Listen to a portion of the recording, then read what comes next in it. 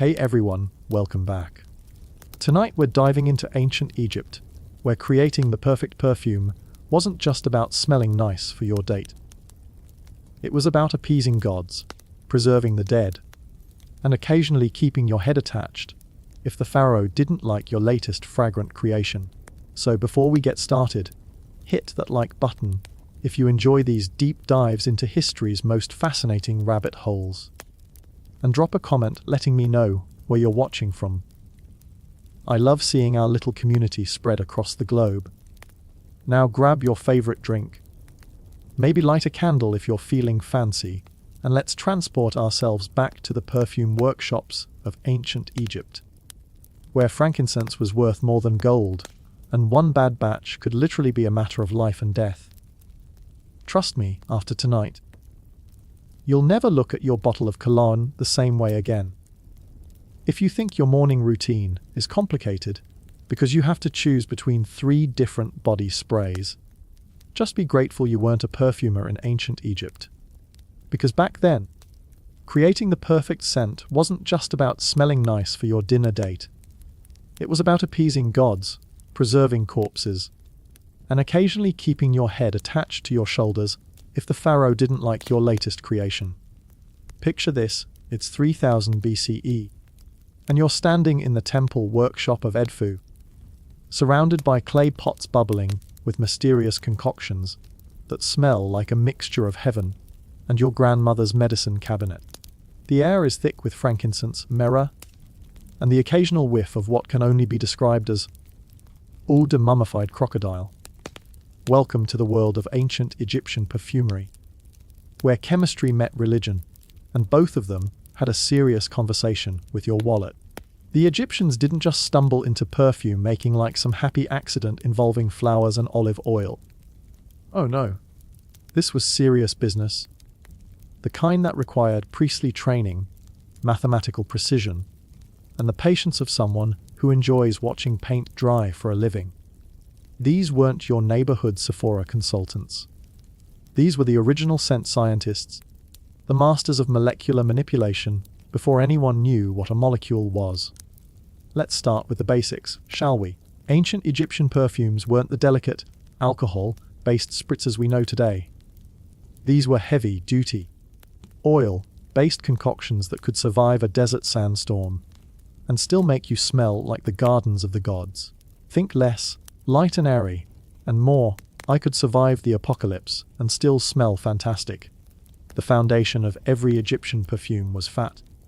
Not just any fat, mind you, but carefully selected animal fats and plant oils that had been blessed, purified, and probably subjected to more quality control than modern pharmaceutical products. Beef tallow was popular, as was goose fat, which sounds absolutely delightful until you remember that this was going on your skin. But the Egyptians were practical people. They knew that in a climate where the sun could literally cook you like a rotisserie chicken, you needed something with staying power. The process began at dawn, because apparently, the ancient Egyptians believed that perfumes, like sardu starter, were temperamental creatures that required specific atmospheric conditions. The master perfumer, usually a priest or someone with enough social clout to avoid being fed to crocodiles, would begin by heating the base oils in large clay vessels over carefully controlled fires. This wasn't your modern gas stove with precise temperature controls. This was hope the wind doesn't change direction and ruin 3 months of work level of precision. Temperature control was achieved through a combination of prayer, experience, and what can only be described as ancient Egyptian intuition. Too hot, and your expensive imported resins would burn, filling the workshop with smoke that smelled like a campfire gone wrong. Too cool, and the essential oils wouldn't properly infuse, leaving you with expensive beef fat that smelled like, well, beef fat. The real magic happened when they added the aromatics. And oh, what aromatics they had. The Egyptians had turned the ancient world into their personal spice garden, importing ingredients from as far away as Somalia, India, and the mysterious lands beyond the Red Sea. These weren't just shopping trips. These were full-scale expeditions that required royal approval, military escort, and probably a few prayers to whatever god specialized in not getting eaten by lions. Frankincense was the crown jewel of Egyptian perfumery, so valuable that it was literally worth its weight in gold. This wasn't hyperbole. Records show that frankincense traded at ratios that would make modern cryptocurrency investors weep with envy. The resin came from scraggly trees that grew in the most inconvenient places imaginable, like the cliffs of Somalia, where harvesting it required the kind of mountaineering skills that would impress modern extreme sports enthusiasts. The trees themselves seemed designed by nature to make life difficult. They grew out of rock faces, survived on practically no water, and produced their precious resin only when scored with a knife in just the right way. Too deep, and you'd kill the tree. Too shallow, and you'd get nothing but splinters and disappointment. It was like performing surgery on a patient that could die if you breathed wrong. But the Egyptians were nothing if not persistent. They developed an entire industry around frankincense harvesting, with specialists who knew exactly when to cut, how deep to score, and which phases of the moon were most conducive to maximum resin flow. These weren't casual weekend warriors. These were the Navy SEALs of tree bleeding. And their skills were passed down through generations, like family recipes for the world's most expensive gravy. Myrrh was frankincense's slightly less expensive, but equally temperamental cousin. It came from similar trees, but had its own personality quirks. Myrrh resin was darker, more bitter, and had this uncanny ability to make everything smell like it had been blessed by ancient gods and cursed by modern accountants. The Egyptians loved it precisely because it was complicated. Simple scents were for simple people, and the Egyptians were anything but simple. The harvesting of myrrh involved its own set of rituals and specialized knowledge. The collectors had to know not just which trees to tap, but when the resin would be at its peak potency. This knowledge was so valuable that it was often kept as closely guarded trade secrets, passed down from master to apprentice, like some ancient version of the Colonel's secret recipe. But importing these precious resins was only half the battle. Once they arrived in Egypt, usually after journeys that involved caravans, boats, bandits, and enough drama to fuel a dozen Hollywood movies, they had to be processed by the master perfumers. This was where art met science, and both of them demanded excellence. The processing began with careful examination of each piece of resin. Like wine connoisseurs sniffing vintage bottles, Egyptian perfumers could tell you not just what tree a piece of frankincense came from, but probably what the weather was like when it was harvested and whether the harvester had eaten fish for breakfast. This wasn't showing off. This was survival. In a profession where one bad batch could result in divine displeasure and very human consequences, quality control wasn't optional. The resins were then carefully sorted, graded, and prepared for incorporation into the perfume base. This involved grinding, heating, and a process that can only be described as ancient Egyptian chemistry with a heavy dose of religious ceremony. Each step was accompanied by prayers, offerings, and probably a fair amount of sweating, because remember, this was happening in Egypt, where the sun had strong opinions about human comfort. The grinding was done using stone mortars and pestles, often made from granite or basalt, that had been specifically quarried and carved for perfume making. These weren't your kitchen mortar and pestle sets. These were precision instruments that cost more than most people's houses and were treated with the reverence usually reserved for religious artifacts, which, in a way, they were. The master perfumer would grind the resins to specific consistencies, checking the texture with fingers that had been trained to detect differences that would be invisible to anyone else. Too coarse, and the resin wouldn't properly dissolve into the oil base. Too fine, and it would lose some of its aromatic complexity. It was like being a sculptor. Except your medium could evaporate, your tools could crack, and your mistakes could anger gods. While the imported resins were the celebrities of Egyptian perfumery, the supporting cast of local ingredients was equally impressive. Egypt's own landscape provided a wealth of aromatic materials that formed the backbone of most perfumes. These weren't afterthoughts or cheap fillers. These were carefully cultivated, harvested, and processed ingredients that required their own specialized knowledge and techniques. The blue lotus was Egypt's signature flower, not just because it looked stunning in tomb paintings, but because it produced one of the most intoxicating scents in the ancient perfumer's arsenal. This wasn't your garden variety water lily. This was a flower that seemed designed by nature to drive people slightly insane with desire. The scent was simultaneously sweet and mysterious, floral yet earthy, beautiful yet dangerous. Harvesting blue lotus required timing that would make Swiss watchmakers jealous. The flowers had to be picked at exactly the right moment in their blooming cycle, usually just before dawn when the petals were heavy with dew and the aromatic oils were at their peak concentration. Too early, and the scent would be weak. Too late, and the flowers would begin to lose their potency as the desert sun evaporated their precious oils. The harvesters, usually young women who had been trained from childhood in the subtleties of flower collection, would wade into the sacred pools and canals where the lotus grew, carefully selecting each bloom with the precision of surgeons. They worked in silence, partly out of reverence for the sacred nature of their task, and partly because the slightest disturbance could cause the flowers to close their petals and ruin hours of work. Once collected, the lotus flowers underwent a process that was part science, part art, and part religious ceremony. The petals were carefully separated from the rest of the flower, sorted by size and quality, and then subjected to various extraction methods that the Egyptians had perfected over centuries of trial and error. The most common method was enfleurage, though the Egyptians wouldn't have called it that. They would have called it something that translates roughly to making the fat remember the flower, which is actually a pretty accurate description of what was happening. Fresh lotus petals were layered between specially prepared animal fats, creating aromatic sandwiches that were then left to sit for specific periods of time while the fat slowly absorbed the flower's essential oils. This wasn't a quick process. Good enfleurage could take weeks or even months, depending on the desired intensity of the final product. The fat had to be changed regularly, with old, saturated fat being removed and replaced with fresh material.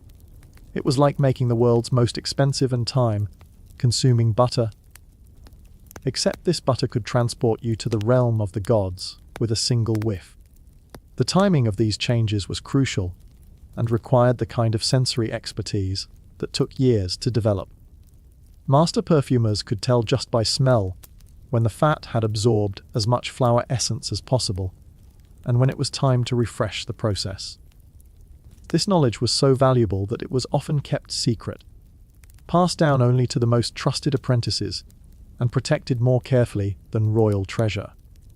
Cinnamon bark was another prized local ingredient, though local is a relative term when you consider that the Egyptians were importing it from places that required months of dangerous travel to reach. The bark came from trees that grew in what we now know as Ceylon and southern India. Places that were so far away they might as well have been on the moon, as far as most Egyptians were concerned. The journey to obtain cinnamon involved crossing deserts, navigating treacherous seas, and dealing with traders who understood supply and demand economics better than most modern MBA graduates. By the time cinnamon bark reached Egyptian perfumers, it had been handled by dozens of middlemen, each of whom added their own markup to the final price. But the Egyptians were willing to pay these astronomical prices because cinnamon brought something unique to their perfumes. It added warmth, complexity, and a spicy sweetness that could transform a simple floral scent into something that seemed to capture the essence of exotic lands and mysterious adventures. It was like adding a dash of wanderlust to a bottle. Processing cinnamon for perfume use required its own set of specialized skills. The bark had to be carefully examined for quality, with the best pieces being those that were thin, aromatic, and free from damage or decay. The outer bark was typically removed, leaving the inner bark that contained the highest concentration of aromatic oils. The bark was then ground, using the same careful techniques used for resins, but with additional considerations for the fibrous nature of the material. Too much grinding would create a powder that was difficult to work with. Too little, and the aromatic oils would remain trapped within the bark's structure, unavailable for extraction. The ground cinnamon was then incorporated into oil bases using heat and time, a process that filled the workshop with a scent so intoxicating that it probably caused more than a few apprentices to lose focus and ruin whatever they were supposed to be working on. The master perfumers learned to work with this distraction, developing the kind of concentration that would be useful in modern air traffic control towers. Rose petals might seem like an obvious choice for perfume making, but in ancient Egypt, roses were neither obvious nor easy to come by. The roses that grew in Egypt were different from the modern varieties we're familiar with. They were smaller, more intensely scented, and had their own particular growing requirements that made them challenging to cultivate on any significant scale. Egyptian roses bloomed for a relatively short season, creating a frenzy of activity among perfumers who had to harvest and process enormous quantities of petals in a very limited time window.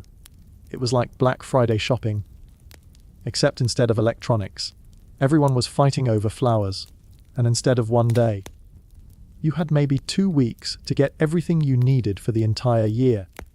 The rose harvest was a community effort that involved everyone from master perfumers to young children who were recruited to help with the picking. The roses had to be harvested at exactly the right time of day, usually in the early morning when the overnight cool had allowed the flowers to retain their moisture and aromatic oils. By midday, the desert sun would have begun to evaporate these precious compounds, making the flowers less valuable for perfume making. The picked roses were processed immediately using techniques that were remarkably similar to modern steam distillation, except without the benefit of precise temperature controls or standardized equipment. Large clay pots were filled with rose petals and water, then heated over carefully maintained fires while the master perfumer monitored the process with the intensity of someone diffusing a bomb. The steam that rose from these pots carried with it the aromatic essence of the roses, which was then captured and condensed using ingenious systems of cooling tubes and collection vessels. The Egyptians had basically invented distillation thousands of years before anyone thought to use it for making whiskey, which shows admirable priorities. The resulting rose oil was incredibly precious, not just because of the labor involved in its creation, but because of the sheer quantity of flowers required to produce even small amounts. It took thousands of rose petals to produce a single ounce of oil, making rose-based perfumes luxury items that were available only to the wealthiest members of Egyptian society. But roses weren't the only flowers in the Egyptian perfumer's garden. Jasmine was equally prized, though it brought its own set of challenges and complications. Jasmine flowers were incredibly delicate and had to be picked at night when their scent was strongest. This meant that jasmine harvesting was done by torchlight, creating scenes that probably looked like some sort of mysterious religious ceremony to anyone who didn't know what was actually happening. The jasmine pickers developed their own folklore and traditions around their nighttime work.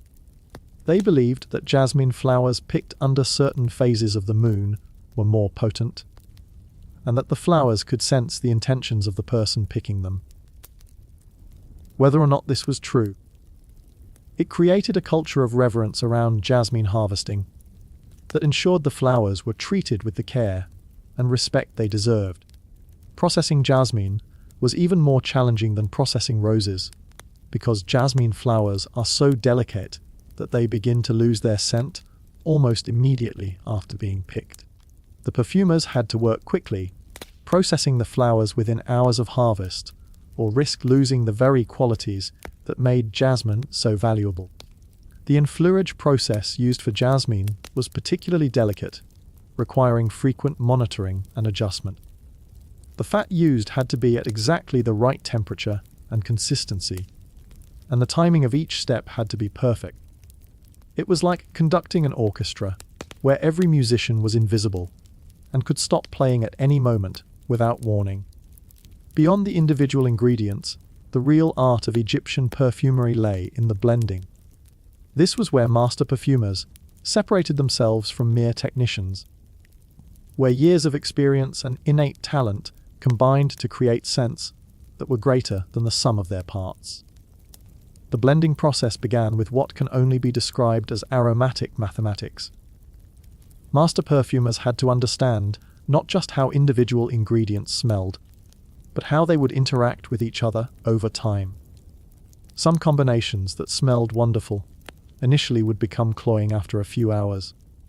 Others might seem discordant at first, but would harmonize beautifully as the different elements settled and merged. This knowledge couldn't be learned from books, because there were no books. It was passed down through apprenticeships that lasted for years, during which aspiring perfumers learned to identify hundreds of different aromatic materials by smell alone, understand their properties and behaviors, and develop the kind of olfactory memory that could recall and compare scents with photographic precision. The actual blending was done in small batches, using clay vessels that had been specifically designed for perfume making. These weren't random pottery pieces. They were precision instruments with carefully calculated volumes, specific shapes that promoted proper mixing, and surface treatments that wouldn't interfere with the aromatic compounds being blended. Each blend was created using ratios that had been developed through years of experimentation and refinement. The master perfumer would add ingredients in specific orders, mixing carefully between each addition and monitoring the scent's development with the intensity of a chef, creating a complex sauce. Too much of one ingredient could overpower the others. Too little, and the intended effect would be lost. The mixing itself was done using wooden implements that had been specially prepared and dedicated solely to perfume making. These tools were never used for anything else, because even trace amounts of other substances could contaminate the delicate balance of a perfume blend. Master perfumers treated their tools with the same care that modern surgeons treat their instruments, cleaning and maintaining them with religious devotion. Temperature played a crucial role in the blending process. Different aromatic compounds had different volatility rates, meaning they would evaporate at different temperatures. Master perfumers learned to use this to their advantage, creating perfumes that would reveal different aspects of their scent as they warmed on the skin or cooled in storage. The blending process could take days or even weeks for complex perfumes. The master perfumer would create initial blends, then allow them to rest while the different components married and developed their final character. This aging process was critical because many aromatic compounds continued to evolve and change even after they had been combined. During this aging period, the perfumer would periodically sample the blend, tracking its development and making adjustments as needed. It was like raising a child, except your child was invisible, could disappear without warning, and might randomly decide to smell like rotting fish if you made the wrong decision. The most complex Egyptian perfumes could contain dozens of different ingredients, each added at specific stages of the blending process and in precise proportions. The master perfumers developed memory systems that allowed them to keep track of these complex formulations, using techniques that were part mathematics, part poetry, and part pure memorization. Some perfumers used physical tokens or markers to represent different ingredients and proportions, creating systems that looked like ancient board games, but were actually sophisticated chemical notation systems. Others developed verbal formulas that were passed down as chanted verses, turning perfume recipes into religious hymns. The most jealously guarded secrets were the formulations for royal perfumes, scents that were created exclusively for pharaohs and their immediate families. These weren't just expensive perfumes. They were aromatic expressions of divine authority, scents that were supposed to embody the very essence of Egyptian kingship. Creating royal perfumes was both an honor and a terrifying responsibility. Get it right, and you might find yourself elevated to positions of wealth and influence that would set up your family for generations. Get it wrong, and you might find yourself providing first-hand research into the afterlife much sooner than planned. The pressure led to incredible innovation and refinement in perfume-making techniques.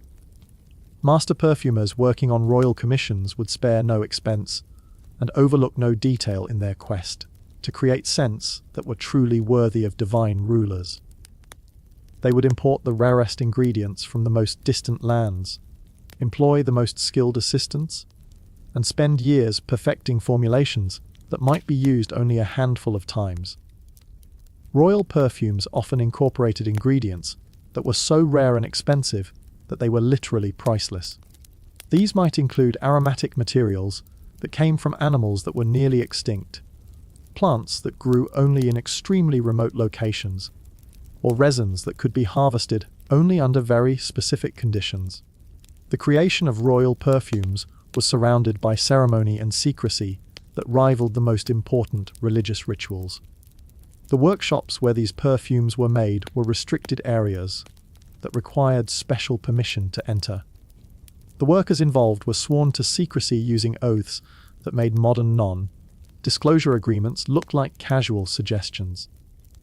Even the vessels used to store royal perfumes were works of art that cost more than most people earned in a lifetime. These containers were made from precious metals, decorated with jewels, and crafted by the finest artisans in Egypt. They weren't just storage containers. They were treasures in their own right, designed to be worthy of the precious contents they held. But royal perfumes weren't just about luxury and expense. They served important political and religious functions in Egyptian society. The scent worn by a pharaoh was supposed to reinforce their divine nature and authority. When people smelled the pharaoh's perfume, they were supposed to be reminded of the ruler's connection to the gods and their right to rule over Egypt. This meant that royal perfumes had to be not just beautiful, but also psychologically powerful. They needed to create immediate associations with power, divinity, and authority. Master perfumers working on royal commissions had to understand not just chemistry and artistry, but also psychology and political symbolism. The scents chosen for royal perfumes often incorporated materials that had specific religious or cultural significance. Frankincense and myrrh weren't just chosen because they smelled good. They were chosen because they were associated with the gods and with the sacred rituals that connected the earthly pharaoh to the divine realm. The complexity of royal perfumes meant that they were often created by teams of master perfumers working together, each contributing their own areas of expertise to the final product. These collaborations were carefully orchestrated affairs that required diplomatic skills as well as technical expertise, because master perfumers were not known for their humility or willingness to compromise on their artistic vision. The testing and approval process for royal perfumes was an elaborate affair that could take months or even years. The perfumes had to be approved not just by the pharaoh, but by various priests, advisors, and court officials who each had their own opinions about what constituted appropriate royal scent. This approval process often involved multiple rounds of revisions and refinements, as the perfumers responded to feedback and suggestions. It was like having your art critiqued by a committee of experts who all had different ideas about what constituted success, and whose approval was literally a matter of life and death. The final approved royal perfumes were produced in very limited quantities and stored in secure locations that were guarded more carefully than many military installations. The formulations were recorded using code systems that ensured the recipes couldn't be stolen or reproduced by unauthorized parties. But Egyptian perfumery wasn't just about creating luxury items for the wealthy. perfumes and aromatic materials played crucial roles in Egyptian religious practices, medical treatments, and burial customs. Understanding these applications helps explain why perfume making was considered such an important and sacred art. In Egyptian religion, scent was believed to be one of the primary ways that humans could communicate with the gods. The smoke from burning incense carried prayers and offerings to the heavenly realm, while the aromatic oils used in religious ceremonies created sacred spaces that facilitated divine communication. The perfumers who created these religious scents had to understand not just the technical aspects of their craft, but also the theological implications of their work. Different gods were associated with different scents, and using the wrong aromatic materials in religious ceremonies could be seen as a serious offense against divine authority. The temples employed their own perfumers, who specialized in creating the specific scents required for different religious ceremonies. These weren't general-purpose perfumers who happened to do some religious work on the side. These were specialists who devoted their entire careers to understanding the aromatic requirements of Egyptian theology. Temple perfumes were created using formulations that had been passed down for centuries, with each generation of perfumers adding their own refinements and improvements, while maintaining the essential character that made these scents appropriate for religious use. It was like maintaining a sacred tradition while also pushing the boundaries of technical innovation. The quantities of aromatic materials used in religious ceremonies were staggering. Major temple festivals could consume tons of incense and aromatic oils, representing investments that would bankrupt modern corporations. This wasn't waste or excess. This was considered essential expenditure for maintaining the proper relationship between Egypt and its gods. The procurement of materials for religious perfumes was a major logistical operation that required careful planning and enormous resources. Temple administrators had to forecast their aromatic material needs months or years in advance, arranging for the importation of exotic materials and the cultivation of local aromatic plants. Medical applications of Egyptian perfumery were equally sophisticated and important. Egyptian physicians understood that many aromatic materials had therapeutic properties that could be used to treat various ailments and conditions. This wasn't primitive folk medicine. This was systematic application of aromatic therapy based on centuries of careful observation and experimentation. Medical perfumes were formulated to address specific health conditions, with different aromatic compounds being selected for their known therapeutic effects. These formulations were based on extensive medical knowledge that was recorded in medical papyri and passed down through medical schools that were attached to major temples. The Egyptian understanding of aromatic medicine was remarkably sophisticated, incorporating concepts that wouldn't be rediscovered by European medicine for thousands of years. They understood that different aromatic compounds could affect mood, digestion, circulation, and other bodily functions, and they used this knowledge to create therapeutic perfumes that were both medically effective and pleasant to use. Medical perfumers had to understand both the aromatic and therapeutic properties of their ingredients, creating formulations that balanced effectiveness with safety and patient acceptability. It was like being a pharmacist, chemist, and perfumer all at the same time, with the added pressure of working with materials that could be toxic if used incorrectly. The application of medical perfumes involved elaborate rituals and procedures that were designed to maximize their therapeutic effectiveness. Patients weren't just given bottles of scented oil and told to apply as needed. They received detailed instructions about when, where, and how to use their aromatic medicines for maximum benefit. But perhaps the most famous application of Egyptian perfumery was in mummification and burial practices.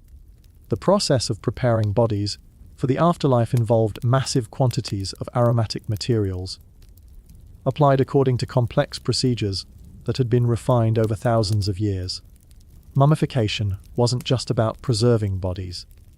It was about preparing the deceased for their journey to the afterlife, and scent played a crucial role in this spiritual preparation. The aromatic materials used in mummification were believed to have protective properties that would help the deceased navigate the challenges of the afterlife and achieve eternal life in the realm of the gods.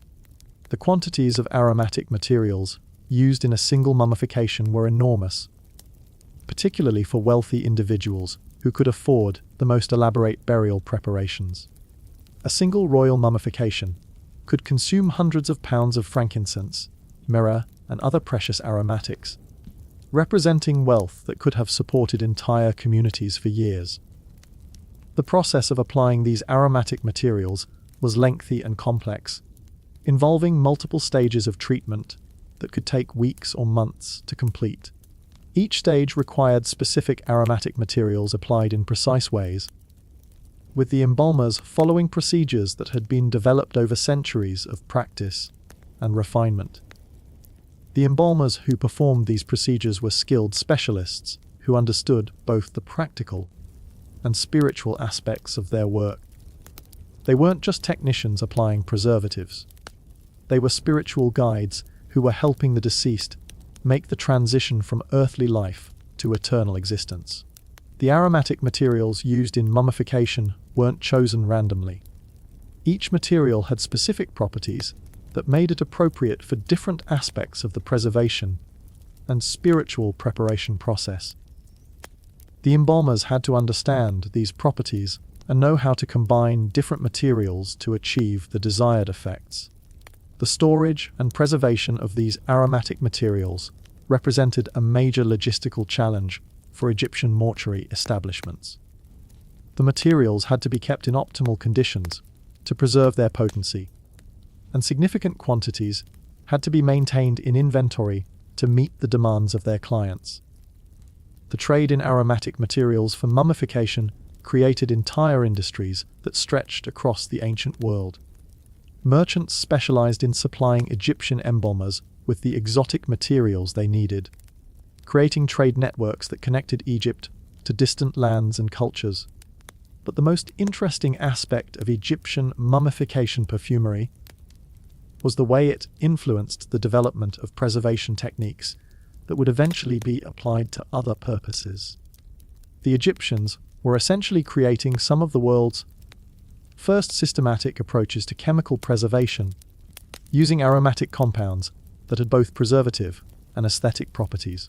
The knowledge gained from mummification perfumery influenced other areas of Egyptian chemistry and technology, contributing to advances in metallurgy, medicine, and manufacturing. The careful observation and experimentation required for effective mummification led to insights that had applications far beyond the mortuary arts. Beyond these specialized applications, Egyptian perfumery also played important roles in daily life and social customs. Perfumes weren't just luxury items or religious tools. They were integral parts of Egyptian culture and society. Used in ways that might seem surprising to modern people who think of perfume primarily as a cosmetic enhancement, Egyptian perfumes were used as social signals that communicated information about status, wealth, profession, and personal relationships. The scent someone wore could tell you where they fit in society's hierarchy, what kind of work they did, and even who they were hoping to attract or impress. Different perfumes were appropriate for different occasions and social contexts. There were work perfumes, religious perfumes, celebration perfumes, and intimate perfumes, each with its own aromatic character and social meaning. Choosing the wrong perfume for a particular occasion could result in social embarrassment or worse. The Egyptian perfume wardrobe of a wealthy individual could contain dozens of different scents, each formulated for specific purposes and occasions. Managing this collection required knowledge and skill that were considered important social accomplishments, particularly for women who were expected to understand the subtle social implications of aromatic choices. The application of perfume was itself a skilled art that involved understanding how different scents would develop on individual skin, how they would interact with clothing and jewelry, and how they would be perceived by others in various social and environmental contexts. Egyptian perfumers developed sophisticated understanding of how individual body chemistry affected perfume performance, creating customized formulations that were designed to work optimally with specific clients, skin types, and natural scents. This level of personalization required intimate knowledge of each client and careful attention to how different aromatic materials behaved on different people. The social etiquette surrounding perfume use was complex and nuanced, with unwritten rules about appropriate scent intensity, duration, and character for different social situations. Violating these rules could result in social ostracism or worse, making perfume knowledge an essential social skill for anyone who wanted to succeed in Egyptian society. The economics of Egyptian perfumery created entire industries and influenced international trade relationships that connected Egypt to cultures and civilizations across the known world. The demand for aromatic materials was so great that it drove exploration, colonization, and technological development in ways that shaped the ancient world. Egyptian merchants became experts in evaluating and trading aromatic materials, developing sophisticated systems for grading quality, determining authenticity, and establishing fair market values for materials that came from distant and exotic sources. These trading skills were so valuable that they were closely guarded secrets that were passed down through merchant families like inherited wealth. The perfume trade created diplomatic relationships between Egypt and other nations that were based on mutual economic interest and cultural exchange. Egyptian perfumers learned techniques and discovered materials through their trading relationships, while other cultures adopted Egyptian perfumery techniques and aesthetic preferences. The influence of Egyptian perfumery extended far beyond Egypt's borders, with Egyptian techniques, materials, and aesthetic preferences being adopted and adapted by cultures throughout the ancient world.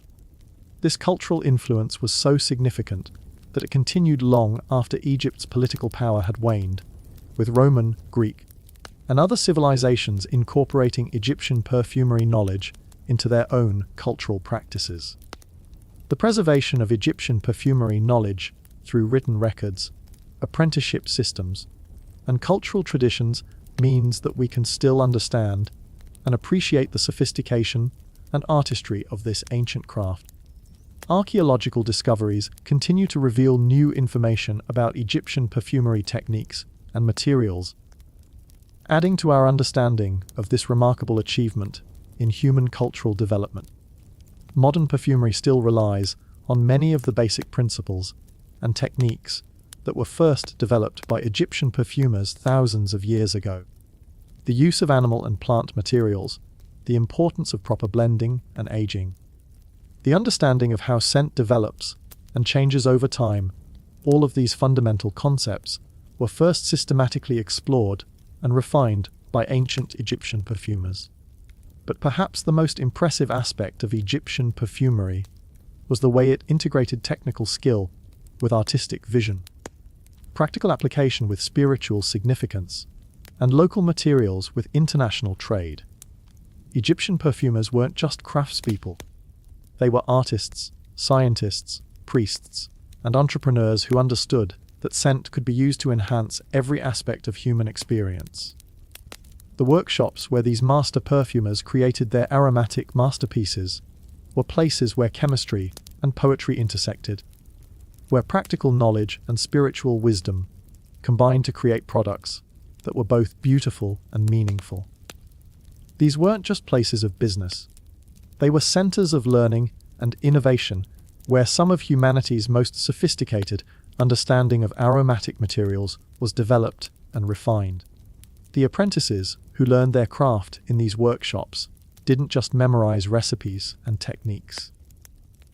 They learned to see the world through aromatic perception, to understand the subtle relationships between different scents, and to appreciate the ways that aromatic materials could be used to enhance and enrich human experience. The master perfumers who taught in these workshops weren't just passing on technical knowledge. They were transmitting a way of understanding the world that recognized scent as one of the most powerful and immediate ways that humans connect with their environment and with each other. The legacy of Egyptian perfumery extends far beyond the beautiful scents that these ancient artisans created. They established principles and techniques that continue to influence perfumery today, developed trade relationships that connected distant cultures, and created artistic standards that continue to inspire modern perfumers. But most importantly, they demonstrated that the creation of beautiful scents isn't just a luxury or an indulgence. It's a fundamental human activity that connects us to the natural world, expresses our creativity and cultural values, and enhances our ability to communicate and connect with each other. The next time you spray on your favorite perfume or light a scented candle, remember that you're participating in a tradition that stretches back thousands of years to the workshops of ancient Egypt, where master perfumers first discovered that the right combination of aromatic materials could transport the human spirit to realms of beauty and wonder that exist beyond the ordinary world of daily experience. In those ancient workshops, surrounded by clay pots full of exotic resins and precious oils, working by firelight and following techniques that had been passed down through generations of master craftspeople, Egyptian perfumers created some of humanity's first systematic approaches to the art and science of scent. They understood something that we're still learning today, that smell is one of our most powerful senses, capable of triggering memories, emotions, and experiences that can transform our understanding of ourselves and our world.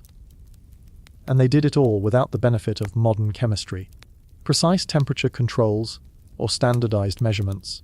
They relied on their senses, their experience, their intuition, and their deep understanding of the materials they worked with.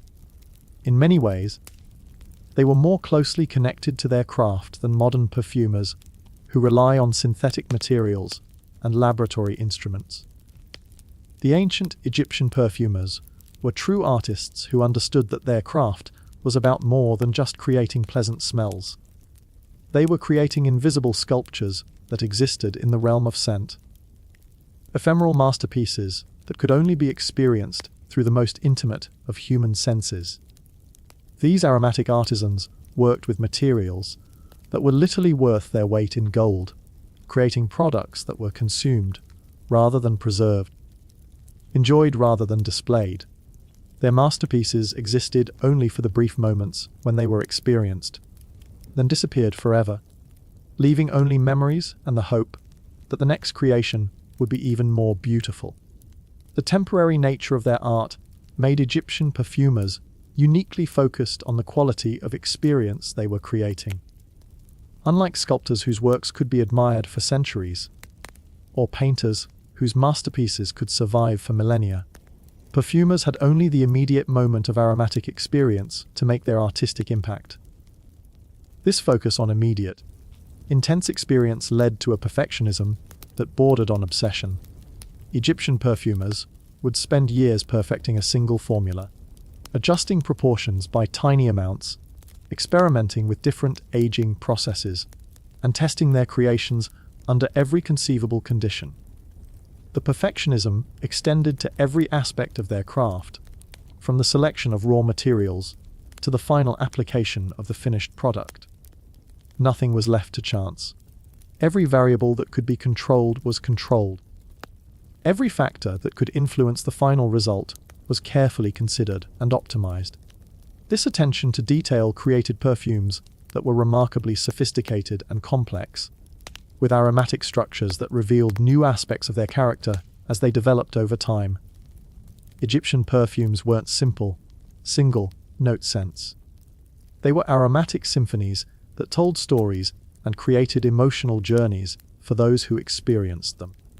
The storytelling aspect of Egyptian perfumery was particularly important in a culture that valued narrative and symbolism as highly as the Egyptians did.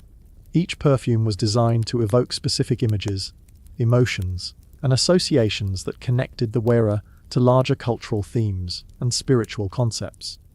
Some perfumes were designed to evoke the flooding of the Nile, with green, aquatic notes that suggested fertility and renewal. Others captured the essence of the desert, with dry, warm scents that spoke of endurance and spiritual purification.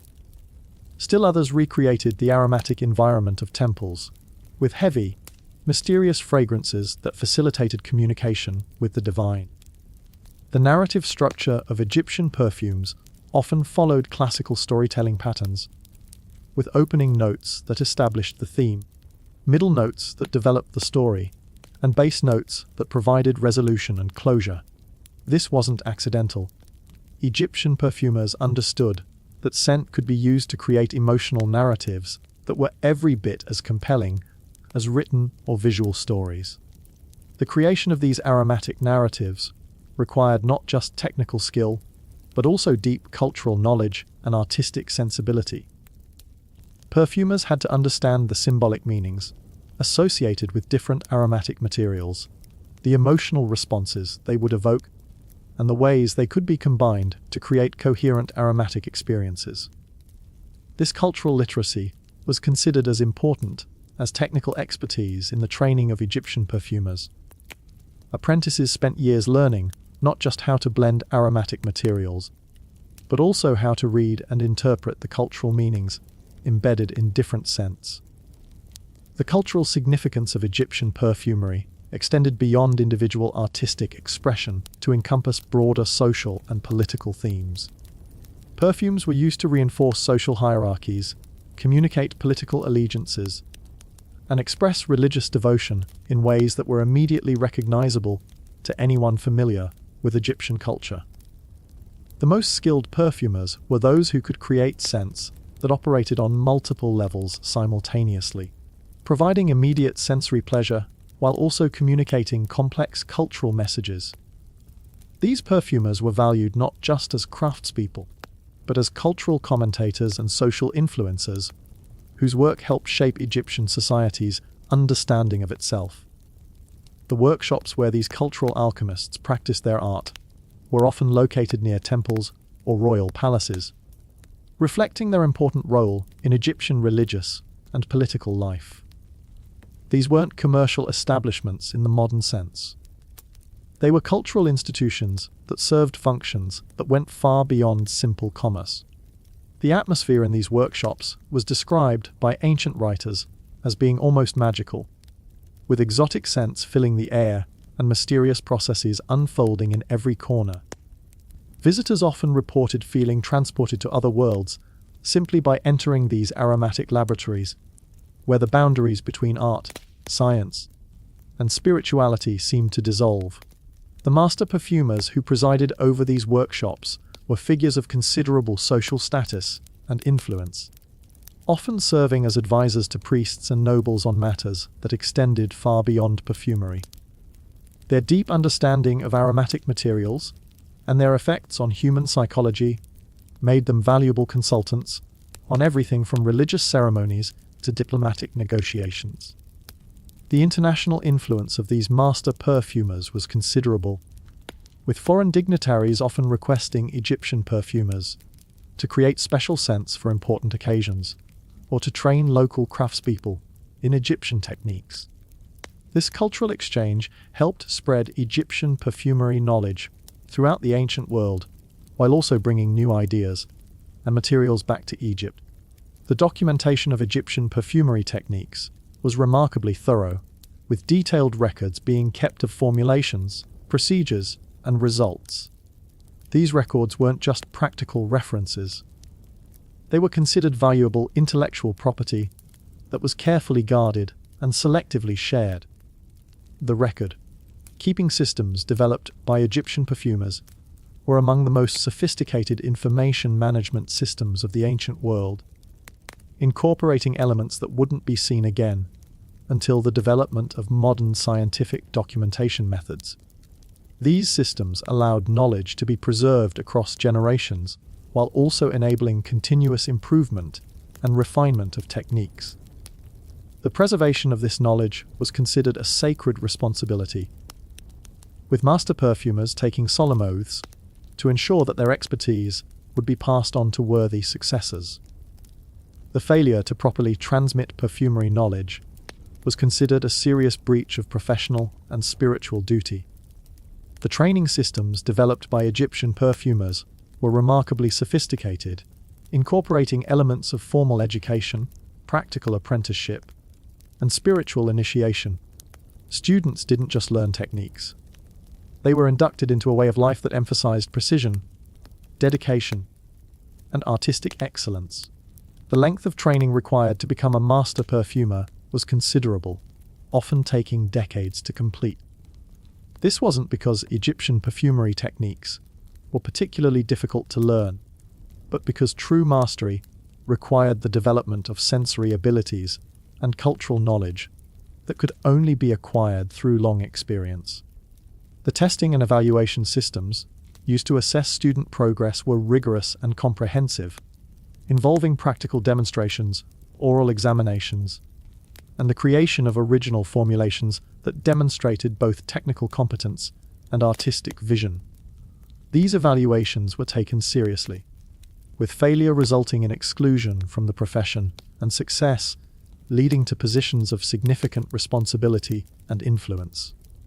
The graduation ceremonies for new master perfumers were elaborate affairs that combined professional recognition with spiritual blessing, acknowledging both the technical achievements of the new masters and their acceptance into a professional community that was considered sacred in nature. The ongoing education of master perfumers continued throughout their careers, with regular gatherings and exchanges that allowed practitioners to share new discoveries, discuss technical challenges, and collaborate on difficult projects. These professional networks were among the most sophisticated knowledge-sharing systems of the ancient world. The competitive aspects of Egyptian perfumery were intense, but generally constructive, with master perfumers challenging each other to achieve ever higher levels of excellence, while also collaborating on projects that were too complex for individual practitioners to complete alone. The most prestigious competitions were those sponsored by temples or royal courts, where master perfumers would compete to create scents for important religious ceremonies or royal occasions. These competitions were major cultural events that attracted attention from across Egyptian society and beyond. The judging of these competitions required expertise that was every bit as sophisticated as the perfumery skills being evaluated, with judges needing to understand not just the technical quality of the perfumes being presented, but also their cultural appropriateness and artistic merit.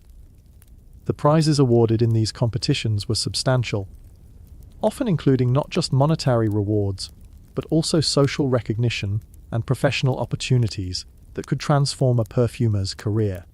The winners of major competitions often found themselves elevated to positions of significant influence and responsibility. The influence of these competitions on the development of Egyptian perfumery was considerable, driving innovation and encouraging experimentation in ways that pushed the boundaries of what was considered possible in aromatic art. The legacy of Egyptian perfumery competitions can still be seen in modern perfumery, where competitions and awards continue to drive innovation and recognize excellence in aromatic artistry. The basic principles established by Egyptian perfumery competitions, technical excellence, cultural relevance, and artistic vision, remain the standards by which perfumery achievement is measured today. The seasonal aspects of Egyptian perfumery were particularly important, with different times of year requiring different aromatic approaches and materials.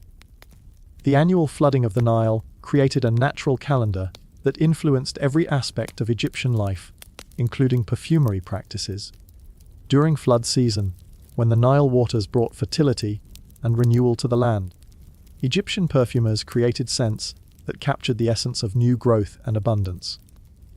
These were typically green, fresh fragrances that incorporated materials like lotus flowers, fresh herbs, and aquatic plants. The harvest season called for perfumes that celebrated abundance and gratitude, with rich, complex scents that incorporated the aromatic materials that had been collected during the growing season. These were the times when the most elaborate and expensive perfumes were created, using the finest materials that had been accumulated throughout the year. The dry season required perfumes that could provide comfort and relief from the harsh conditions of desert life, with cooling, soothing scents that help people cope with heat, dust, and the general challenges of surviving in one of the world's most demanding environments. The seasonal approach to perfumery required Egyptian perfumers to maintain extensive inventories of different aromatic materials and to understand the optimal timing for their collection and use. This seasonal knowledge was considered among the most valuable professional secrets, passed down through generations of master perfumers. The religious calendar also influenced Egyptian perfumery, with different gods and goddesses being honored with specific aromatic materials during their respective festivals and celebration periods. Understanding these religious associations was essential for any perfumer who wanted to create appropriate scents for religious use. The integration of seasonal, religious, and cultural calendars created a complex system of aromatic timing that required considerable knowledge and planning to navigate successfully. Master perfumers had to be part botanist, part theologian, and part social anthropologist to understand all the factors that influenced their craft. The tools and equipment used by Egyptian perfumers were works of art in their own right, crafted by skilled artisans who understood the specific requirements of perfumery work. These weren't mass-produced items. They were custom-made instruments designed to meet the exacting standards of master perfumers. The clay vessels used for mixing and storing perfumes were made from special clays that had been selected for their chemical neutrality and their ability to preserve aromatic materials without contamination. The shapes of these vessels were carefully designed to promote proper mixing and to minimize the loss of volatile compounds. The grinding stones used for processing aromatic materials were quarried from specific locations that produced stone with the ideal hardness, texture, and chemical composition for perfumery work. These stones were often passed down through generations of perfumers, becoming more valuable with age as their surfaces became perfectly seasoned for aromatic work. The measuring devices used by Egyptian perfumers were among the most precise instruments of the ancient world, capable of determining quantities with an accuracy that wouldn't be matched again for centuries. These devices were calibrated using standard materials and were regularly checked and adjusted to ensure continued accuracy. The storage facilities used by Egyptian perfumers were sophisticated climate control systems that maintained optimal conditions for preserving aromatic materials. These facilities incorporated principles of air circulation, temperature control, and humidity management that demonstrated remarkable understanding of preservation science. The security systems used to protect valuable aromatic materials and finished perfumes were elaborate affairs that combined physical barriers with magical protections and social sanctions. The theft of aromatic materials was considered a serious crime that could result in severe punishment, including death in extreme cases. The quality control systems developed by Egyptian perfumers were comprehensive and rigorous, involving multiple levels of testing and evaluation to ensure that finished products met the exacting standards expected by their clients. These systems incorporated both objective measurements and subjective evaluations, recognizing that perfume quality involved both technical and artistic elements. The documentation systems used to record formulations, procedures, and results were remarkably sophisticated, incorporating elements of code and cipher to protect valuable trade secrets, while still allowing authorized personnel to access the information they needed. The transportation systems used to move aromatic materials and finished perfumes were designed to minimize damage and contamination while maximizing security and efficiency. These systems involved specialized containers, carefully planned routes, and trained personnel who understood the specific requirements of aromatic cargo. The international trade networks that supplied Egyptian perfumers with exotic materials were among the most extensive and sophisticated commercial systems of the ancient world, connecting Egypt to sources of aromatic materials that were located thousands of miles away across dangerous and difficult terrain. The diplomatic relationships that supported these trade networks required constant attention and negotiation, with Egyptian perfumers often serving as informal ambassadors who helped maintain the commercial relationships that their industry depended upon. The cultural exchange that occurred through these trade networks brought new ideas, techniques, and materials to Egyptian perfumers, while also spreading Egyptian perfumery knowledge to other cultures and civilizations throughout the ancient world. The technological innovations that emerged from Egyptian perfumery had applications that extended far beyond the aromatic arts, contributing to advances in chemistry, metallurgy, agriculture, and manufacturing that influenced the development of human civilization in ways that are still being discovered and understood. The scientific method that was developed by Egyptian perfumers for testing and evaluating aromatic materials established principles of observation, experimentation, and documentation that wouldn't be formally codified by European science for thousands of years. The artistic principles established by Egyptian perfumers continue to influence perfumery today, with modern perfumers still relying on concepts of balance, harmony, and narrative structure that were first systematically explored by their ancient Egyptian predecessors.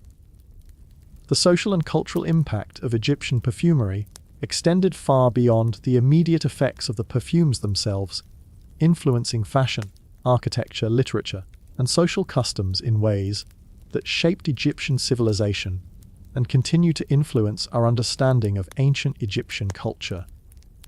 The spiritual and religious significance of Egyptian perfumery provided a bridge between the material and spiritual worlds that helped ancient Egyptians understand their place in the cosmos and their relationship to the divine forces that they believed governed all aspects of existence. The economic impact of Egyptian perfumery was enormous, creating industries and trade relationships that generated wealth and employment for thousands of people, while also contributing to the economic development of the entire ancient world. The environmental impact of Egyptian perfumery was generally positive, encouraging the cultivation and preservation of aromatic plants, while also promoting sustainable harvesting practices that recognize the importance of maintaining renewable sources of valuable materials. The legacy of Egyptian perfumery continues to inspire and influence modern perfumers, historians, archaeologists, and anyone else who appreciates the remarkable achievement represented by this ancient art form that combined technical expertise, artistic vision, cultural knowledge, and spiritual wisdom in ways that created some of humanity's most beautiful and meaningful aromatic experiences. In the end, the master perfumers of ancient Egypt achieved something that few artists in any medium have managed to accomplish. They created works of art that were simultaneously practical and transcendent, immediate and eternal, personal and universal.